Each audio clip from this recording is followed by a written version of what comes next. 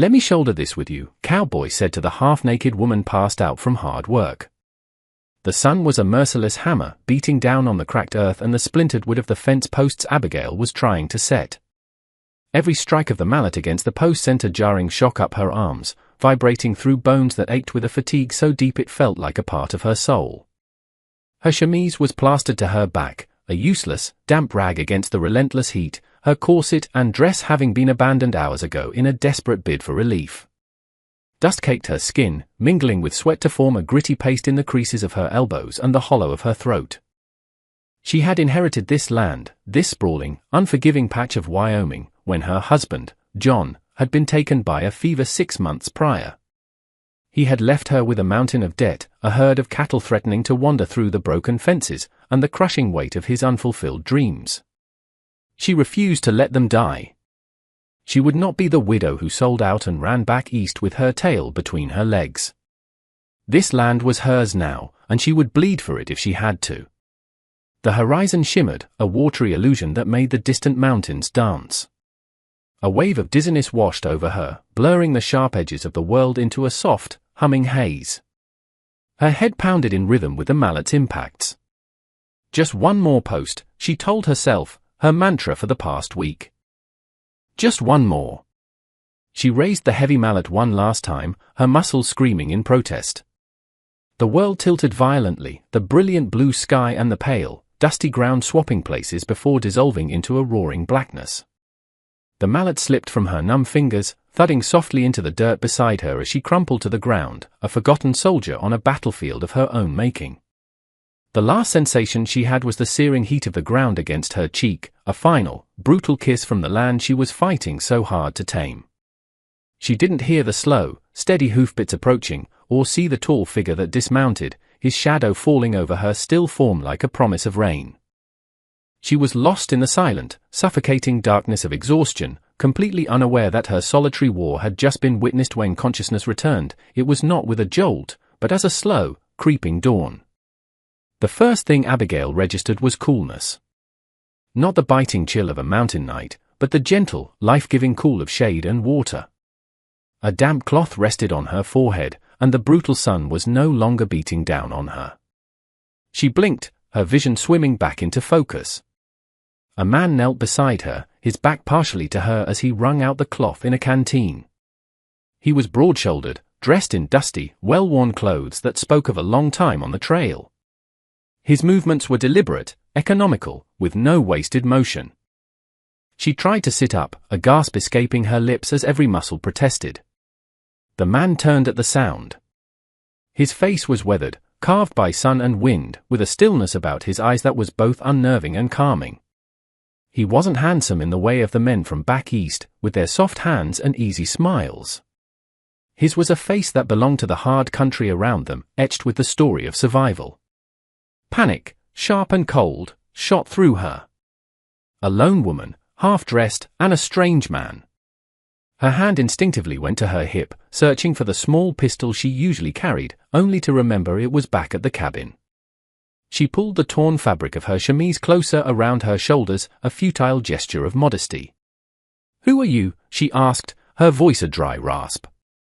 He didn't answer immediately, instead holding the canteen to her lips. "Drink," he commanded, his voice a low baritone, as rough and steady as the land itself. She hesitated, her mind screaming with warnings her mother had drilled into her. Never trust a stranger. Never show weakness. But the thirst was a raging fire in her throat. She drank, the water the sweetest thing she had ever tasted. He watched her, his expression unreadable. "You collapsed," he stated simply, as if discussing the weather. The sun can be a cruel master. He looked past her, at the line of unsteady fence posts, at the heavy mallet lying in the dust. His gaze took in the whole desperate picture. "You need help." Abigail bristled, the water giving her enough strength to feel indignant. "I don't need anything from you." It was a lie, a foolish, prideful lie, and they both knew it. She was failing. The proof was all around them. He simply nodded, accepting her words without argument, which somehow felt worse than a dismissal. He stood up, a tall, solid presence against the vast, empty landscape. "My name is Marcus," he said, not as an introduction, but as a simple fact. "I'll take a look at that fence." He turned and walked toward the line of her shoddy work, leaving her in the shade of the cottonwood tree, her suspicion warring with a terrifying, overwhelming sense of relief. Pride was a luxury Abigail could no longer afford. For 2 days, she watched from the porch as Marcus worked. He moved with a quiet competence that was both infuriating and awe-inspiring. He didn't just mend the fence, he rebuilt it. He pulled up her wobbly posts, dug deeper holes, and set them with a strength and precision she could never match. He worked from sunup to sundown, pausing only to drink from his canteen and wipe the sweat from his brow. He asked for nothing. He expected nothing. On the 3rd morning, she couldn't stand it anymore. The shame of her weakness was less potent than the practical, undeniable truth: without him, she would lose everything. She met him by the half-finished fence line, a tin plate of biscuits and bacon in her hands. "I can't pay you much," she began, the words feeling like stones in her mouth. "Not until I sell some of the herd in the fall. But you can have a room in the barn, and your meals." She hated the tremor in her voice, the plea she couldn't quite disguise. He stopped his work, taking the plate from her. His calloused fingers brushed against hers, and a strange warmth, entirely different from the sun's oppressive heat, spread up her arm. He looked at the food, then at her. "Fair wages," he said, and that was that. The agreement was sealed, not with a handshake, but with a shared plate of biscuits under the wide Wyoming sky. The days that followed settled into a new rhythm. They were a silent team, their partnership forged in the shared language of labor. She would rise before dawn to milk the cow and prepare their meals, while he was already out, the rhythmic thud of his mallet a steady heartbeat for the struggling ranch. She'd bring him water in the heat of the day, and he would wordlessly accept it, his eyes conveying a gratitude he never spoke. Her internal monologue, once a constant stream of fear and panic, began to change. She found herself watching him, cataloguing the small details. The way he could soothe her most skittish mare with a low murmur and a steady hand. The methodical way he sharpened his tools at the end of each day. The lines around his eyes that crinkled just slightly when her old dog, Buster, would drop a stick at his feet. She was still wary, still guarded, but a new feeling was taking root in the barren soil of her heart, a grudging, profound respect. He wasn't just a drifter, he was a builder. And as he rebuilt her fences, she felt the broken barriers around herself beginning, ever so slightly, to mend. The blistering heat of summer slowly yielded to the golden light and crisp mornings of autumn. The last of the southern fence line was completed, a strong, unbreachable barrier that stood as a testament to their combined efforts.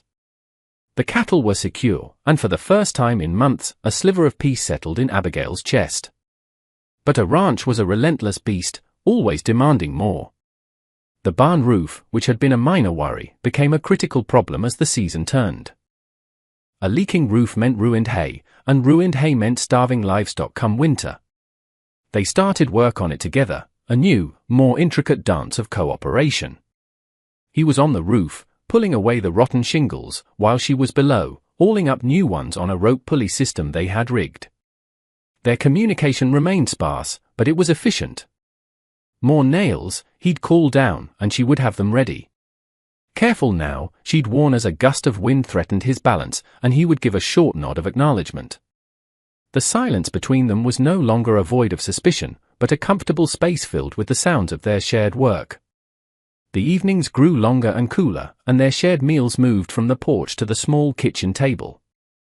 The first few times, they ate in a tense quiet, the clinking of their forks against the tin plates unnaturally loud. But gradually, the quiet softened.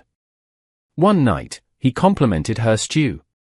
It was a simple phrase, "This is good," but it felt like a monumental declaration. She found herself telling him about her father, who had taught her to cook. He, in turn, told her a brief story about working a cattle drive down in Texas. They were small offerings, tiny pieces of their pasts laid bare on the table between them.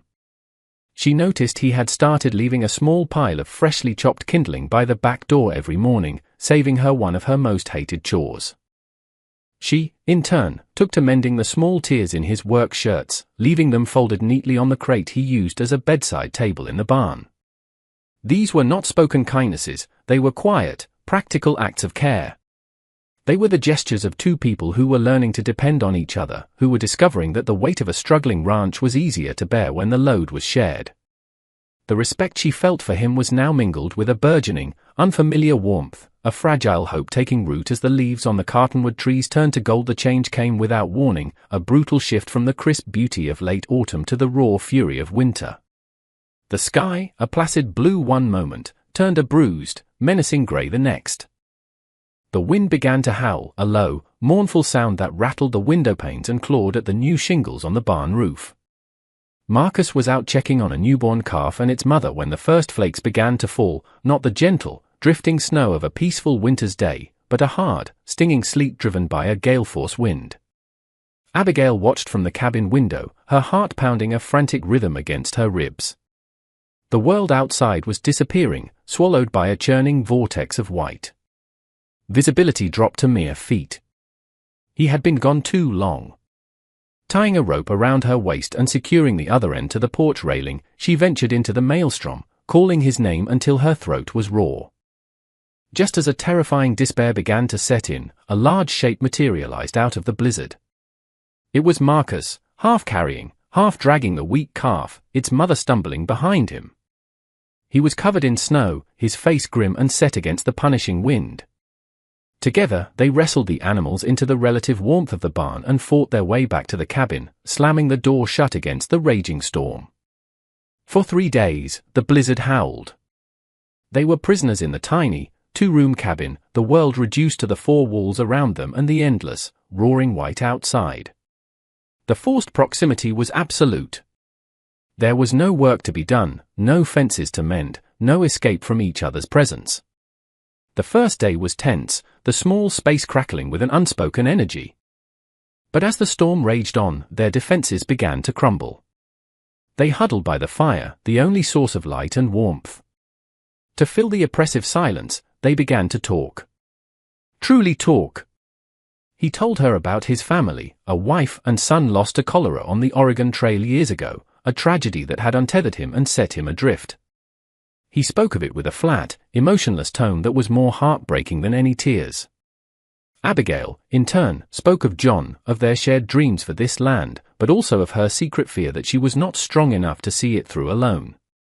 In the flickering firelight, isolated from the rest-off world, they were no longer just a widow and a drifter. They were Abigail and Marcus, 2 lonely souls sharing their scars, their vulnerabilities laid bare by the honesty that only a raging storm and a shared, precarious survival could evoke. The world was born anew in silence and blinding white. When Abigail awoke on the 4th morning, the roaring wind had ceased, replaced by a profound, muffled stillness. The blizzard had passed. She looked out the window to a landscape transformed, every harsh line and jagged edge softened and smoothed by a thick, pristine blanket of snow. It was beautiful and daunting. Marcus was already awake, stoking the embers in the fireplace. He turned as she approached, and the look that passed between them was different. The storm had broken something open, scouring away the last remnants of formality and caution. The secrets they had shared in the firelight now hung in the quiet air between them, a new, invisible thread connecting them. "We should check the livestock," he said, his voice softer than she was used to. They bundled up and stepped outside, the cold air a sharp, clean shock after days spent indoors. The snow was waist-deep in places, and he walked ahead, forging a path for her to follow. In the barn, they found a scene of quiet survival. The animals were safe, huddled together for warmth. But in a far corner, the calf they had saved was shivering violently, its mother nudging it with a worried nose. Without a word, Marcus scooped the small animal into his arms. Its legs were like ice. "It won't make it out here," he said, his voice tight with concern. He carried the calf back to the cabin, Abigail hurrying behind him. He laid it on a pile of old blankets she'd spread before the hearth, and began to rub its frail body with a rough burlap sack, trying to stimulate circulation. Abigail watched him, her heart aching with a strange, powerful emotion. She saw in that moment the man he truly was, not just the stoic, competent worker, but a protector, a man with a deep well of gentleness he kept hidden beneath a rough exterior.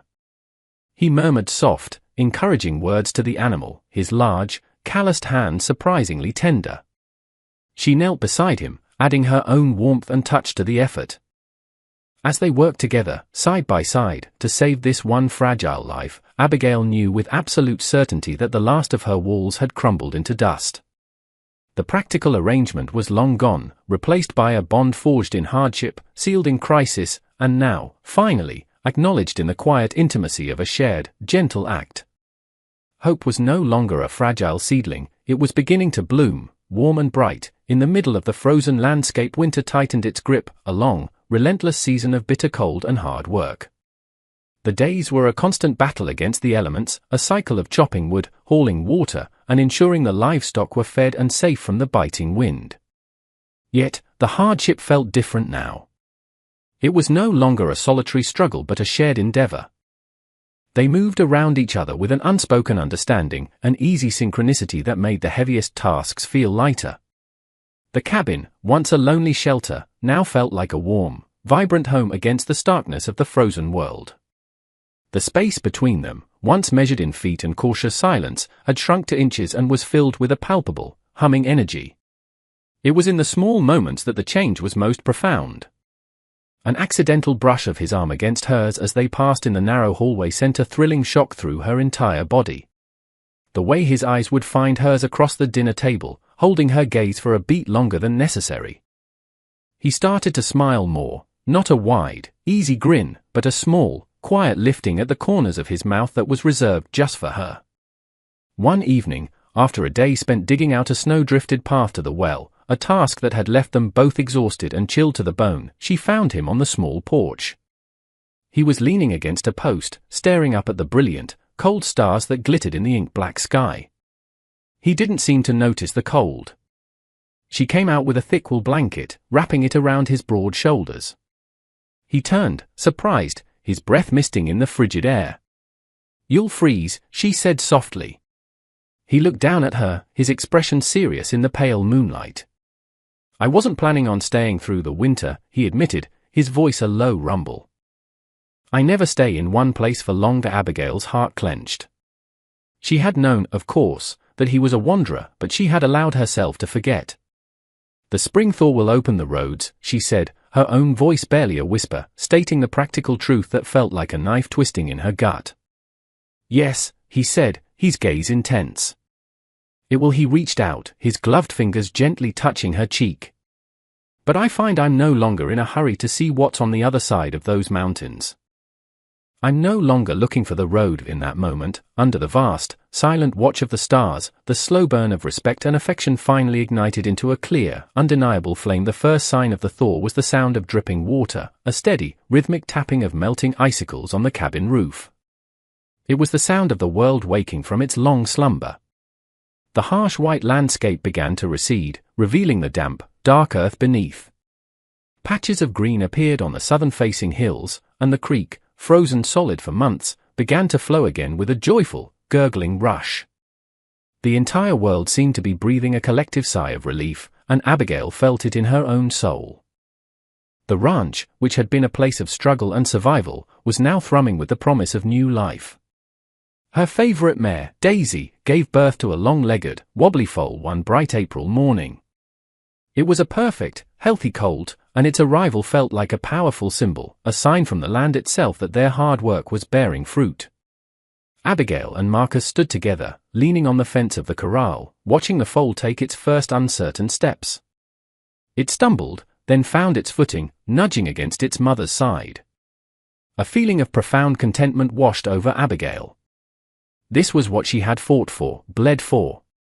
This new life, this continuation. The ranch was no longer failing, it was being reborn, just as she was. Their relationship had settled into a deep, quiet love, as natural and certain as the turning of the seasons. There were no grand declarations, no flowery speeches.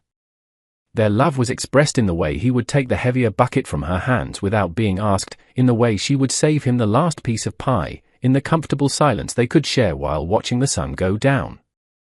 One evening, as the sky was painted in fiery shades of orange and pink, they stood on the porch, a familiar ritual that now marked the end of their days. He reached over and took her hand. It wasn't a practical gesture to help her over a rough patch of ground or an accidental brush of fingers. He simply took her hand and laced his fingers through hers, holding it firmly, possessively. It was a statement. A promise. He looked from their joined hands to her face. "Abigail," he said, his voice thick with an emotion he no longer tried to hide. "This place, this life, it feels like home." Tears welled in her eyes, tears of joy and relief. "It wasn't," she confessed softly, squeezing his hand. "It was just a piece of land I was afraid to lose." "It's only home because you're here." The sun dipped below the horizon, casting them in the soft glow of twilight, two solitary figures who had found their whole world in each other. Their commitment to one another was not forged in a church or marked by a ring, but in the daily act of building a life from the ground up. The promise they made was not one of words, but of action. It was in the seeds they planted together in the newly tilled garden, their hands digging into the same rich soil.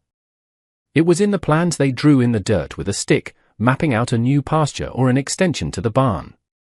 It was in the shared belief that their future was not a terrifying, uncertain thing to be faced alone, but a hopeful landscape to be explored together. The ranch thrived under their joint care. The profits from the cattle sale in the fall were enough to clear the last of John's debts and purchase a new bull to improve the herd. Marcus, with his quiet foresight, had a knack for husbandry and a deep understanding of the land that felt innate. He saw where to rotate the grazing fields to let the grass recover, how to reinforce the creek bank to prevent erosion, and which cattle to cull and which to keep. Abigail, in turn, managed their finances with a sharp mind, her careful planning ensuring that every dollar was stretched, every resource maximized. She was the steady hand on the tiller, while he was the strong wind in the sails. They were a formidable team, their individual strengths complementing each other perfectly. They were no longer the desperate widow and the stoic drifter. They had been remade by the land and by each other. She, who had fiercely guarded her independence, learned that accepting help was not a weakness but a different kind of strength, the strength to build something larger than herself. He, who had wandered for years with a hollowed-out heart, learned that a home was not a place to run from, but a person to run to. Standing on the porch of the home they had saved, watching the verdant field stretch out before them, they were living proof that love wasn't always a sudden, passionate storm. Sometimes, it was a quiet, steady thing, built post by post, season by season, a shelter strong enough to weather anything the world could throw at it. It was a foundation of mutual respect, a structure of shared burdens, and a roof of quiet, unwavering devotion. 5 years passed, as quickly and as surely as the seasons. The ranch was no longer a place of struggle, but one of abundance. The small cabin had been expanded, a new wing added to accommodate a growing family. The barn was freshly painted a deep, welcoming red, and the fences Marcus had built stood straight and true, a dark, defining line against the rolling green hills. The land was tamed, but not broken, a testament to a partnership that worked in harmony with it, not against it. On a warm summer evening, Abigail stood on the porch, a place that had become the heart of their world. She was no longer the gaunt, desperate woman on the verge of collapse. Her face was fuller, etched with laugh lines around her eyes, her hands still calloused but no longer trembling with exhaustion. Marcus came to stand beside her, his arm wrapping around her waist in a familiar, comforting gesture. He looked much the same, his face still weathered, but the haunted stillness in his eyes was gone, replaced by a deep, settled peace. The sound of children's laughter drifted up from the creek bank, where a boy with his father's dark hair and a girl with her mother's determined spirit were trying to catch frogs. The sound was the sweetest music the ranch had ever known. They watched their children play, a living, breathing manifestation of their love, a future they had never dared to dream of on their own. Their journey had not been an easy one. It began in the dust and desperation of a sun-scorched field, a moment of collapse that led to an unlikely partnership. It was a story built not on grand romance, but on the quiet nobility of shared labor, the slow mending of fences both physical and emotional. They had discovered that the strongest foundations are not built on passionate declarations, but on the bedrock of mutual respect and the unwavering promise to face every hardship, every storm, and every sunrise, together. They learned that a home is not just a structure of wood and nails, but a sanctuary you build within the heart of another, a safe harbor found in the simple, profound act of one person turning to another and saying, without words, let me shoulder this with you.